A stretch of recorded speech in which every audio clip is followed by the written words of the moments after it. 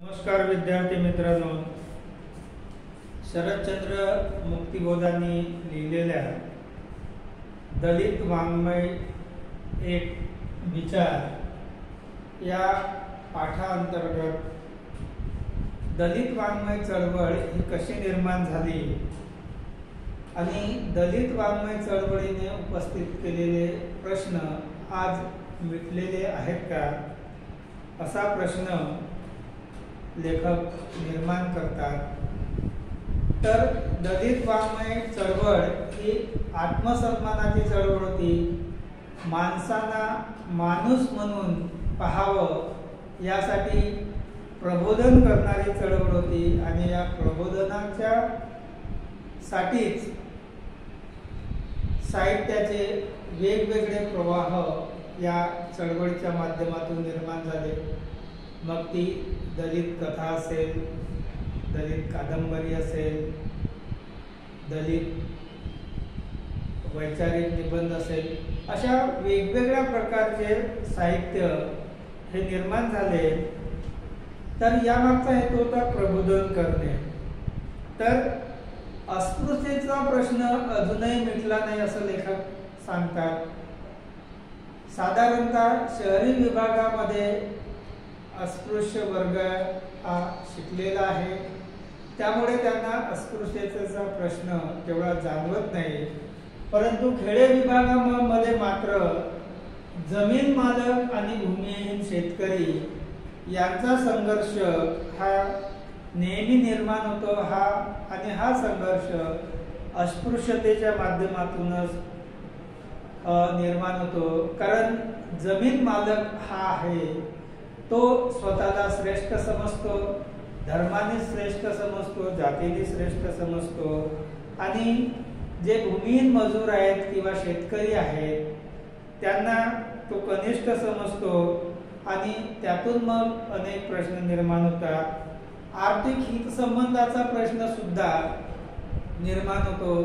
जमीन मालक हा मजुरांना राबवून घेत असतो आणि त्या बदल्यात त्यांना मजुरी देत नाही, असेही प्रश्न निर्माण होतात। यामध्ये जात श्रेष्ठत्वाची भावना असते आणि जात श्रेष्ठत्वाच्या माध्यमातून मजुरांना, भूमिहीनांना राबवलं जातं, वेठबिगारीनं राबवलं जातं। तर वेठबिगारीचा प्रश्न अजूनही आहे। त्याचप्रमाणे घर जाळपोळीच्या घटना खेडे विभागात अजूनही घडतात, कारण खेडे विभागामध्ये जात ही अजूनही जपली जाते जातीच्या माध्यम। त्याचप्रमाणे अंधश्रद्धा आणि वर्णश्रेष्ठत्व ही भावना खेडे विभागामध्ये अजूनही जपली जाते। स्कॉलरशिप आणि आरक्षण यामुळे काही वर्गांना संधी मिळाली, परंतु ही संधी राष्ट्रीय चळवळीतले जे नेते आहेत, धुरंधर नेते यांच्यामुळेच मिळालेली आहे। म्हणजे जसं डॉक्टर आंबेडकरांनी चळवळीसाठी संघर्ष केला आणि त्यामुळे या डॉक्टर आंबेडकर सारख्या धुरंधर नेत्यामुळे सर्वसामान्य लोकांना काही ऊर्जितावस्था प्राप्त झालेली आहे। तर या वर्गाची म्हणजे अस्पृश्य वर्गाची बौद्धिक क्षमता शिक्षणामुळे वाढलेली आहे। सांस्कृतिक बदल झालेला आहे। शिक्षणामुळे नोकऱ्या मिळाल्या, त्यांच्यामुळे ऊर्जितावस्था प्राप्त झालेली आहे आणि या ऊर्जितावस्था प्राप्त झाल्यामुळे हा वर्ग इतरांसारखा आपल्याला सुद्धा माणूस म्हणून जीवन जगावं, इतरांना सुद्धा इतरांप्रमाणे आपल्याला सुद्धा माणूस म्हणून वागणूक मिळावी अशी अपेक्षा तो करतो। तर समाजात सर्वच प्रकारची माणसं असतात। जातीला, धर्माला मानणारी माणसं जास्त असतात, त्या प्रमाणात माणुसकीच्या दृष्टीने माणसाला माणूस समजणारी माणसं कमी असतात। काही लोक जात धर्माची बंधनं पाळतात, काही लोक जात धर्माच्या पलीकडे जाऊन विचार करतात। तर जात धर्माच्या पलीकडे जाऊन विचार करणारे लोक कमी असल्यामुळे खेडे विभागामध्ये सर्वसामान्य लोकांवर अन्याय अत्याचार होतात आणि हे अन्याय अत्याचाराला वाचा फोडण्याचं काम शिकलेला वर्गच करतो आणि या वर्गाला अस्पृश्यतेचं भान आलेलं आहे. आज स्वातंत्र्य मिळून 70 वर्ष उलटून गेलेली आहे. म्हणजे अस्पृश्यांची 1 किंवा 2 पिढ्या यांना या स्वातंत्र्याचे फळे चाखायला मिळालेली आहेत आणि हा वर्ग म्हणजे ज्यांना शिक्षण मिळालं, नोकऱ्या मिळाल्या, हा वर्ग आपल्या जीवनाचा अर्थ शोधू पाहतो आहे. सामाजिक जीवनामध्ये समग्र क्रांती व्हावी अशासाठी तो झटते आहे आणि हे झटणं काही नवलाचं नाही असं लेखकाला वाटतं. थोडा अधिक विचार केल्यास आणखी एक गोष्ट लक्षात येते. भारतात 19व्या शतकात सुरू झालेले सामाजिक प्रबोधनाचे कार्य, सामाजिक क्रांतीचे कार्य स्थगित झाले होते. राष्ट्रीय स्वातंत्र्याच्या मूल्याने समाज जीवनात मध्यवर्ती स्थान पटकावले होते. स्वातंत्र्योत्तर काळात ही प्रक्रिया पुन्हा वेगळ्या पातळ्यावर सुरू व्हावी यात आश्चर्य नाही.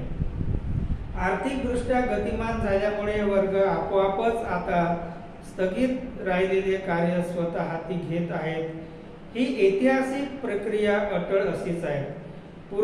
युरोपामध्ये सामाजिक आर्थिक क्रांती अगोदर व मग राजकीय क्रांती असा क्रम होता, तर भारतामध्ये पारतंत्र्यामुळे प्रबोधनाचे कार्य राजकीय स्वातंत्र्यानंतर वेग धारण करीत आहे.